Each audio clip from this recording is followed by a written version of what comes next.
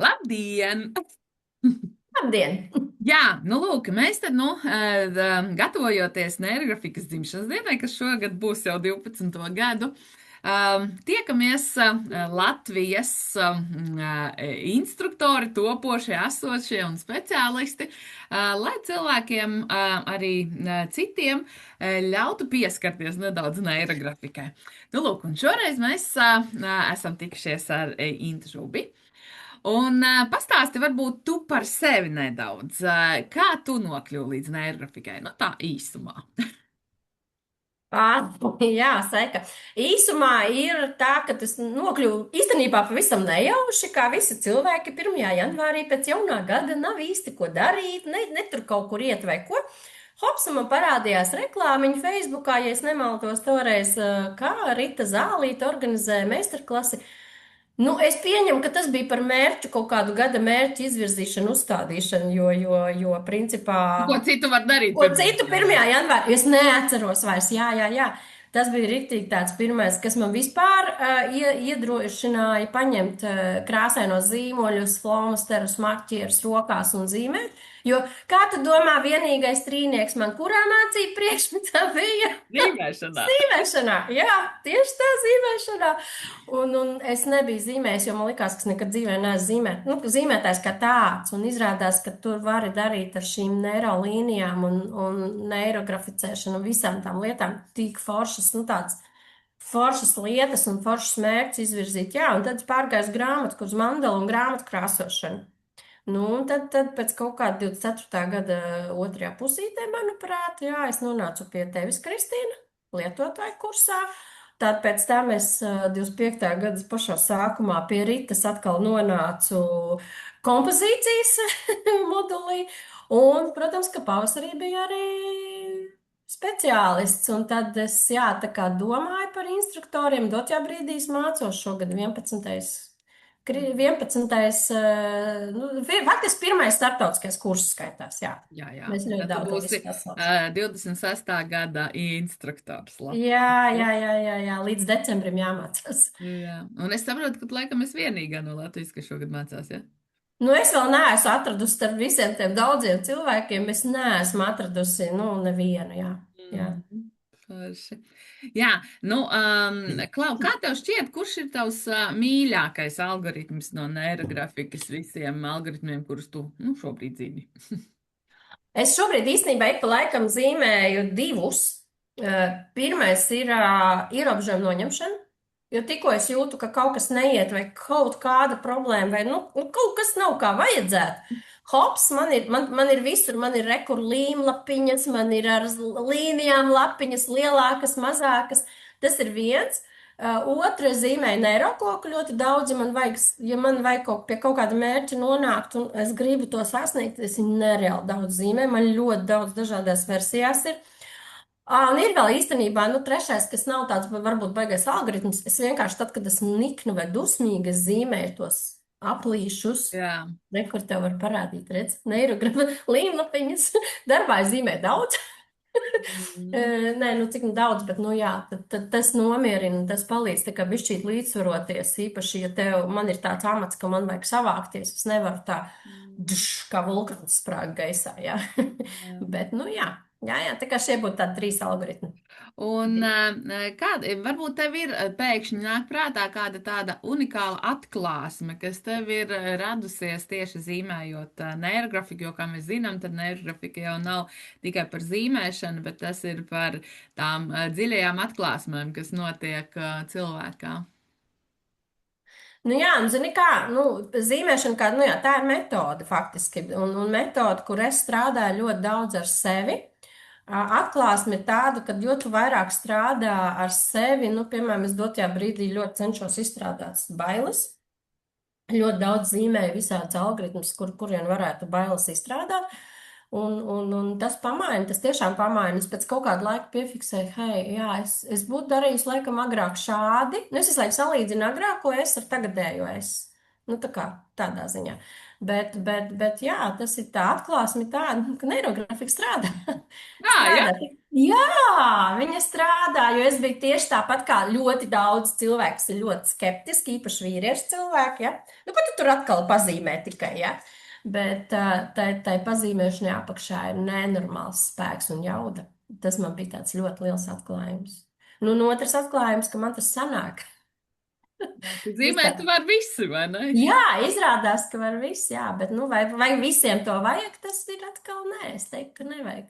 Vajag tikai tiem, kas tiešām tam tic, kas grib ar sevi darboties, kas grib pastrādāt ar sevi, kas grib saprast varbūt sevī daudzas lietas, un tas ir arī tas, kas izmaina tavu dzīvi. Mm. Uzskatus vai tādu redzējumu arī lietām. Jā, un varbūt tev nāk prātā kāds notikums, kurā tu tieši caur to, ka tu caur neirografiku kaut ko zīmējot, kaut kas ir tiešām, nu, tā kā hopā noticis tavā dzīvē. Jā, Pastāv. es kļuvu par iestādes vadītāju. Nu, jā, tā kā es esmu interešu izglītības iestādes direktore, jaunizveidotas, pašvaldība izveidoja viņu tikai oktobrī. Un, protams, bija konkurss uz direktora amatu. Es nenormāli daudz zīmēju. Arī atkal kokus savus, jā, neirokociņu zīmēju ļoti daudz. Ierobežojumu noņemšanas drosmē zīmēju, jo man bija jāpiedalās pašvaldības deputātu sanāksmē, jāprezentē sevi. Jēziņ. Tas bija šausmīgi, bet nē, nu bija jau labi īstenībā, bet tā iekšējā sajūta, tas uztraukums nenormālais, jo es nekad tādas lietas nebiju darījusi. Nezinu, kad ja man vajag, es eju, daru un visu un aizmirst. Un tas bija tas, ka es ļoti daudz zīmēju. Tāpatās es ļoti daudz, es domāju, jo instruktoru mācību šogad ir ļoti dārgas. Nu, tā kopsuma ir ļoti dārga. Un es domāju, man it kā gribas ļoti mācīties, bet kā es finansiāli šo te varēšu pavilkt, bet īstenībā atkal zīmēju, kamēr hops uzrakstīja vēstuli un viss atrasinājās, ja? Jo visas lietas, nu, īstenībā visas lietas arī runājams ir. Tieši Jā, tā. tā kā, nu, tās bija tādas divas lietas, kad es kļuvu par iestādes vadītāju un es esmu iestājusies instruktoros. Jā, man liekas, tie ir tādi grandiozi pavērsieni. Jā, bet nu, man ir milzīgas mapes ar zīmējumiem, ļoti daudz. Un es jau sāku dalīt, piemēram, vienā mapē neirokoks, kurš ir miljons variantos, un viņš ir pilnīgi katrā reizē kaut kas cits. Vienalga, cik tu labi zini šo algoritmu un cik labi, nu, it kā, nu, es tagad zīmēšu, nu, tā kā es gribu, ja? Nekā. Jā. Nu, man Nav. liekas, ka neirokoks ir viens no populārākajiem neirografikas. Kā mums Pāvils Piskaros teica, vispopulārākais esot vispār. Jā, Jā, nu, lūk. jā. Jā, nu forši. Klau, un tad vēl viens jautājums, kā tu domā, kam tu ieteiktu? Nu, mēs jau runājam, ka tu teici, ka ne visiem viņš der, bet kam tu ieteiktu? Un tu man pirms šīs intervijas stāstīja par tiem jauniešiem. Kam tu ieteiktu nērgrafikai pievērsties vai izmēģināt? Ko to pamēģināt? Jā, zini kā, nu, mēs runājam par jauniešiem, bet jauniešiem jau ir ģimenes, kur viss kopums ir, jā, un līdz ar to es ikdienā saskaros ar to, kad, nu, tādi 15, 16 gadīgi, nu, 14 gadīgi jaunieši, viņos ir vaiprātīgās trauksmes iekšā, nu, viņš vienkārši nespēja normāli nosēdēt, viņš tirinās, es nevaru izstāstīt, tas ir Reizēm es lieku savu matemātiku malā un vienkārši mēs tiešām runājam par dzīvi, jo viņam nav ar ko parunāt. Viņš ir reizēm ir tā, ka es satieku jauniešus, kur ir foršas, pilnas ģimenes. Ir mamma, ir tētis, ir brāļi, māsas, ir, nezinu, suņi, kaķi. Psiholoģiski nav kur piekasīties. Jā, un viņš ir ļoti vientuļš. Ļoti vientuļi jaunieši. Jā, un tā kā es teiktu, ka šīm ģimenēm, kuros aug jaunieši vai pusauģi, nu, tātad, manuprāt, bija no 13 gadu vecuma, ja varēja zīmēt neirografiku, jā, ka būtu ļoti svētīgi, varbūt kopā, varbūt ne kopā, varbūt atsevišķi, bet tas tiešām palīdz, jo es dažas, lūk, šīs te nomierinošās lietiņas esmu devusi zīmēt šos pašus sapļus un neirograficēt, un tas strādā. Un, protams, ka ne uz visiem, bet pamēģināt un saprast, tas būtu viens no variantiem, kā palīdzēt jauniešiem. Jā, man liekas, tā ir arī tāda nu, mūsdienīga pieeja, vai ne? Jo ar tām senajām metodēm bieži vien mūsu laikmeta jaunieši, viņiem tā kā tas. Nē, nu jā, un ir jau arī bieži tā, ka, nu, es esmu dzirdējis no vecākiem, es dzīvoju Ogrē, ja. Es esmu dzirdējis, ka, piemēram, nē, mēs ja iesim pie psihologa, tad mēs iesim kaut kur ārpus ogras, jo nu, cilvēki kaut kā ir ļoti aizspriedumaini vēl arī pret šīm profesijām kā tādām, bet nu, tad mēs varētu tādu vienkāršoto, jeb, kā es saku, viltīgo lietu paņemt, kad zīmēšana, ja? Jo, nu, tam jaunietim jau šķiet, ka viņš tikai pazīmē, ja? Bet, nu, īstenībā tur daudz lietas apakšā notiekās. Jā, man liekas, tā ir ārkārtīgi svarīga un Jā, interesanti. jā. Jā, nu paldies tev par šo īso, bet tādu superīgo tikšanos. Un tu būsi tas instruktors, kurš tieši 29. aprīlī, ja, vadīs Jā, meistarklases. es pati man neskapēc visu laiku bija 26. datums prātā, un es vakar pildīju to lietotāju, nu, to Jā. instruktoriem lietotāju bloka, to testu, un tur 29. aprīlis, un man kā rāmur papīra, ha, es tā Jā, netīšām. jā, tīši netīšām, jā. Tad 29. aprīlis ir tā oficiālā neirografikas dzimšanas diena, un mēs Latvijas instruktori un speciālisti tātad veselu nedēļu no 27. līdz 3. Maijam.